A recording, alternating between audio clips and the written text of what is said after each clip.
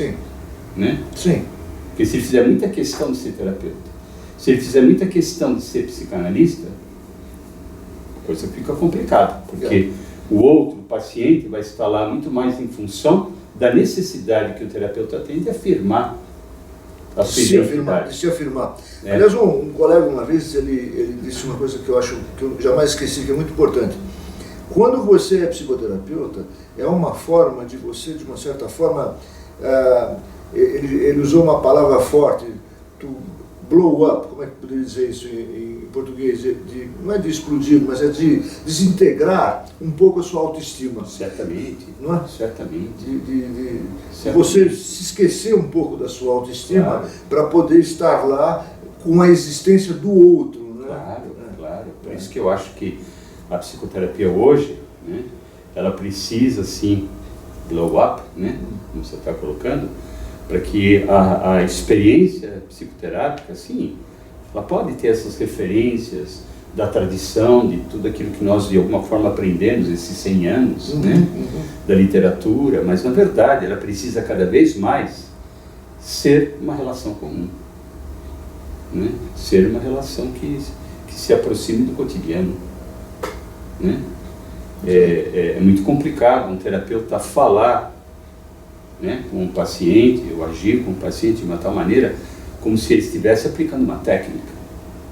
Exato. Né? Agora eu vou falar como terapeuta. Né? Isso é curioso, né? Porque eu trabalho com formação de terapeutas, com supervisão, você também, não é? E muitas vezes a gente aprende isso, né? Eu, quando era aluno, por exemplo, me ensinavam técnicas, me ensinavam formas de interpretação, e que na prática você aos poucos vai descobrindo, né, o quanto que a interpretação pode ser uma violência ou não, né, o quanto que a intervenção corporal pode ser uma invasão ou não.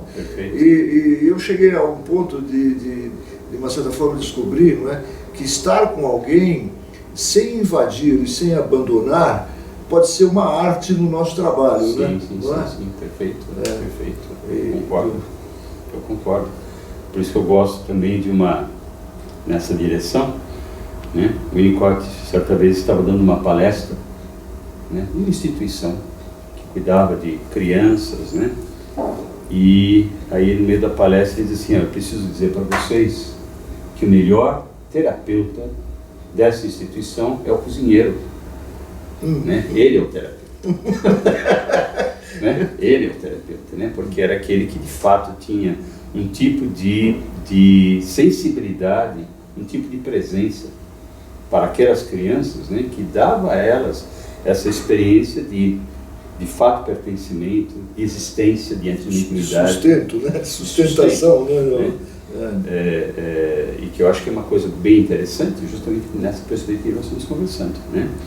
E que a terapia, para acontecer hoje, ela precisa, na verdade, né, ela precisa destituir, né, a própria entidade que se criou como psicoterapia ou como terapeuta, né, para que haja uma relação que seja real, significativa, né, e que não vai ser, evidentemente, o terapeuta ele não é pai, não é mãe, não é irmão, nada disso, né, mas pode ser um outro, com quem a pessoa pode sim reconhecer. Eu gosto para falar dessas questões mais fundamentais da necessidade humana, onde a posição do terapeuta é fundamentalmente ética.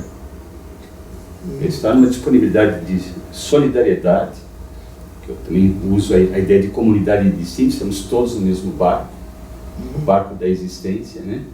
E poder justamente tratar dessas questões não oculto por uma técnica.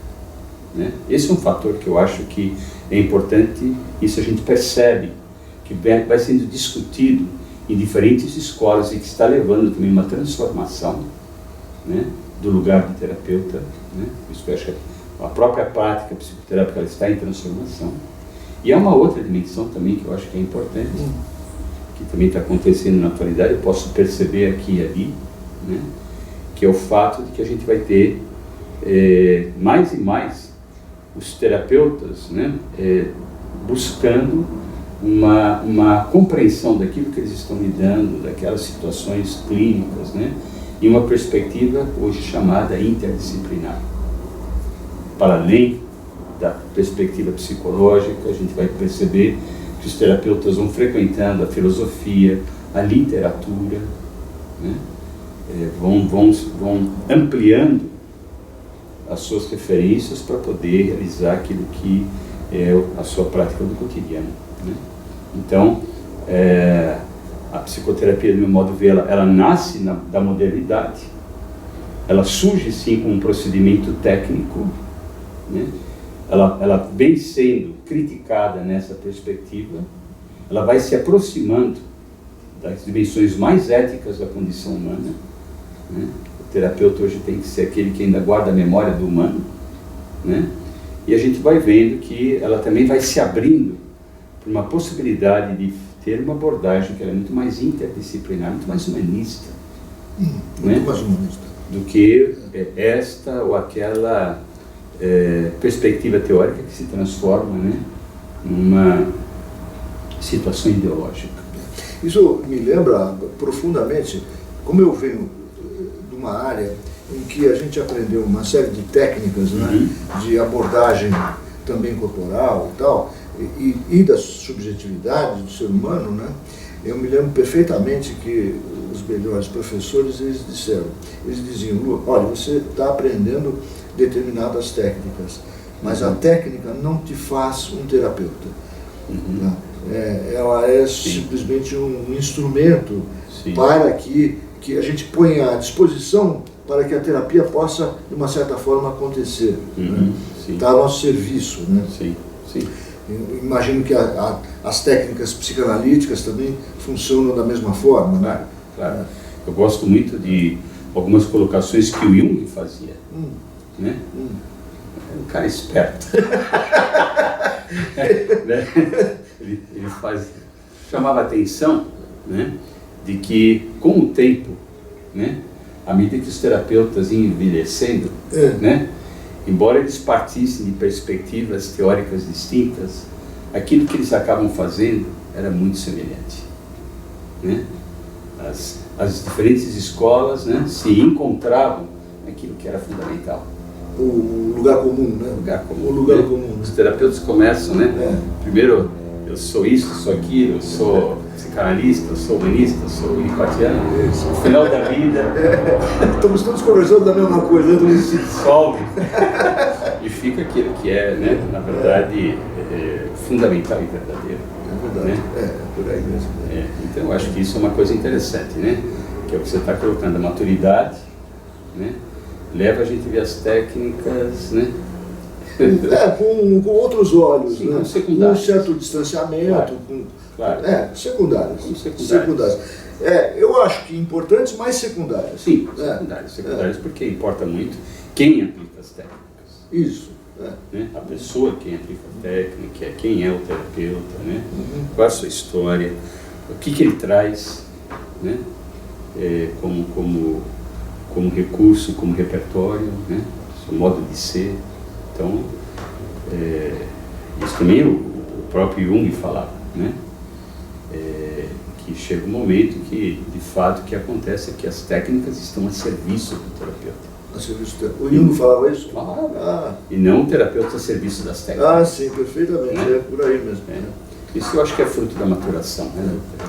E vem cá uma última pergunta para a gente encerrar aqui. Na época de Freud, havia uma problemática naquela Áustria, naquela Viena e tal, que Freud aprofundou através da histeria, etc. Sim. Depois o mundo foi caminhando para uma fase mais depressiva e tal.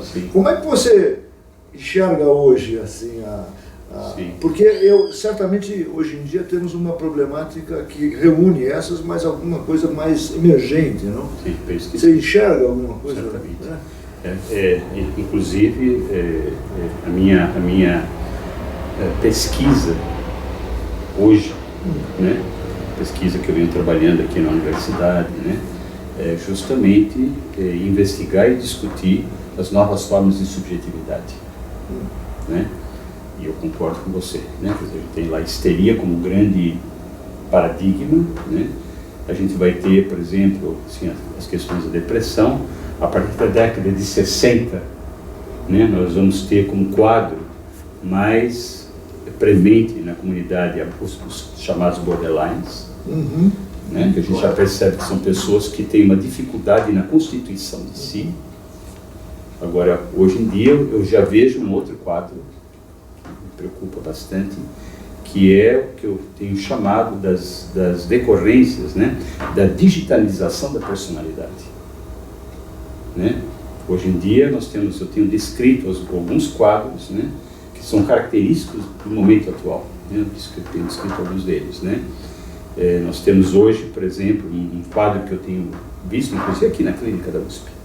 Né? Ou seja, a clínica da USP é uma clínica onde a gente recebe pessoas da comunidade ao redor, da comunidade USP e a comunidade ao redor. Tem pessoas que nós atendemos que vêm de um ambiente pobre economicamente. E mesmo nesses ambientes a gente já vê essas personalidades digitalizadas, que tem a ver com o que nós estamos conversando, sim. Com os smartphones da vida, onde a gente vê, por exemplo, uma coisa que me surpreende muito, né? A gente sabe, por exemplo, que do ponto de vista da internet, houve um momento que as pessoas começavam, então, a criar um personagem de si, né? Um avatar, para participar do mundo da internet. Second Life e coisas semelhantes. Né? Uma das coisas que a gente está observando atualmente é que o avatar pulou da tela. Né? E tem pessoas que se organizam no cotidiano como um avatar. Eles se incorporam no avatar. Né? Como um avatar. Né? E é uma coisa assim surpreendente, né? Porque são pessoas que têm a experiência de que elas criaram a sua personalidade de tal maneira que elas nem fazem referência a pai e mãe. Né? Elas se apresentam um personagem criado mesmo. A partir de uma tela, digamos assim. Exatamente. Quer dizer, sem background, né? Exatamente. Ela tem uma personalidade digitalizada. Esse é um quadro que a gente tem hoje em dia. Isso não é o falso self que o Jung descreveu, é outro fenômeno. Né? Existe um outro grupo de pessoas que eu tenho observado que também tem a ver com esse fenômeno, né?